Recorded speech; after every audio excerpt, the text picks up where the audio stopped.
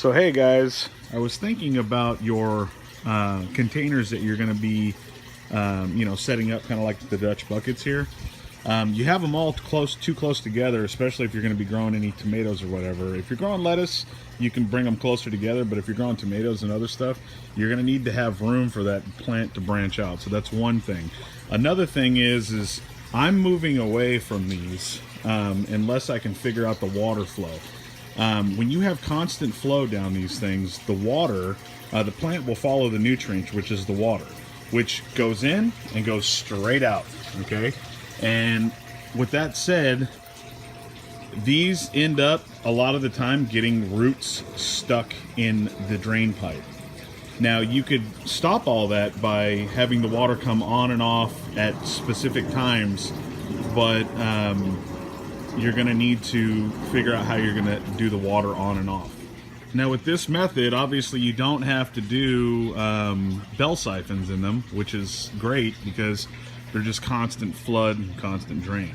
But I was also thinking, since you have a row on one side and a row on the other, what you could do is you can put the feed line in the middle, okay, and then have a drain line in the middle as well. That way you're not having to put lines out here and lines out here on the other sides of them. You could just do one main drain line and one main feed line. Another thing I would recommend moving away from is this black tubing, and the reason for that is because if you're not filtering the water really good to get the fine solids out, you're going to run into issues where you're constantly having to clear these pipes out. And I have good filtration, but I'm still running into a little bit of an issue here. So until you can really filter out a lot of fine particles, you want to move away from this. With that said, what you could do is you could take a lot of smaller valves, like this is a smaller ball valve, and you could put a ball valve there and just have the PVC running up and then over. That's going to give you a good opening so where you constantly be able to have water in here, and then you can just adjust the ball valve. That way you don't get any clogging, because you want this for your system. You want more longevity, and so with my system, this is all experimental. All the stuff that I've done here, it's all experimental. I get paid from YouTube to do the video content, so for me, the Lord basically provided the money to experiment and learn. So, which might have been for the purposes of helping you guys. So, anyways, I thought I'd bring that to your attention today. I'm gonna slap this together and put it on YouTube so that you guys can do it alone. All right. God bless you guys. Also, hey kitty. Oh my gosh.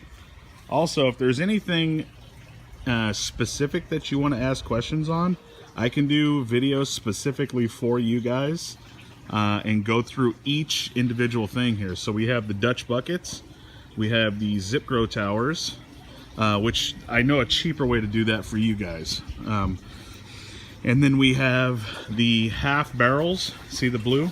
Those are all half barrels, and I cut them in half. And those two videos that I posted to you guys, you can see how I made those along with each bell siphon. If I had to do this over again, I would probably do one bell siphon on the outside of the bed that drains all of them all at once. That way you're only dealing with one bell siphon and you have room to grow, basically. Because those, believe it or not, those bell siphons get clogged with roots. And it takes longer in the bigger beds, but with these, they will get clogged a lot quicker if you don't control the flow of water coming off and on at specific times. So again, we have the grow towers, the Dutch buckets. These are big grow beds that I cut IBC totes in half, and I don't have any of the clay pebbles and stuff in here, but I have these grow bags that this company sent me. So it's constant flood, constant drain. Okay, and there's my drain right here. And it also is a bell siphon. So all I have to do is basically put a downpipe in there and then put the bell over it, and then this thing will flood all the way up and drain all the way as well. So I have two of them. So I'm going to be converting these into these clay beds. Okay. So this one's down because I accidentally knocked the drain pipe off, but I needed to change it anyway. So we got the feed lines here, right? And I always, every time, this is another thing you guys need to really pay attention to. Once you get your drawings together, you always want to think how you're going to branch into new things, okay?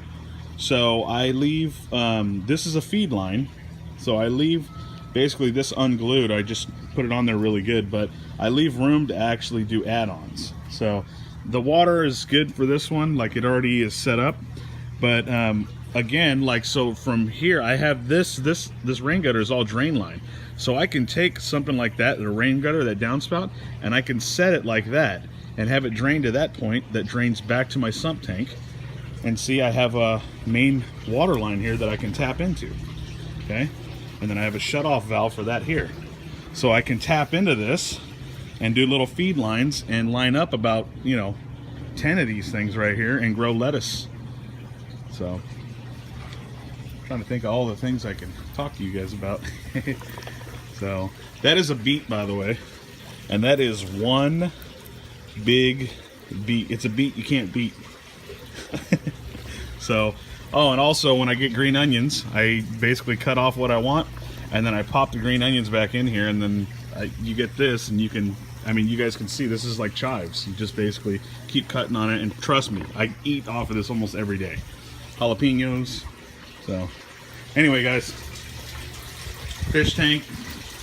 You really want to know how you're going to lay out your system, and then how you're going to add on to your system later, once you guys understand it all and how it how stuff grows and all that. So God bless you.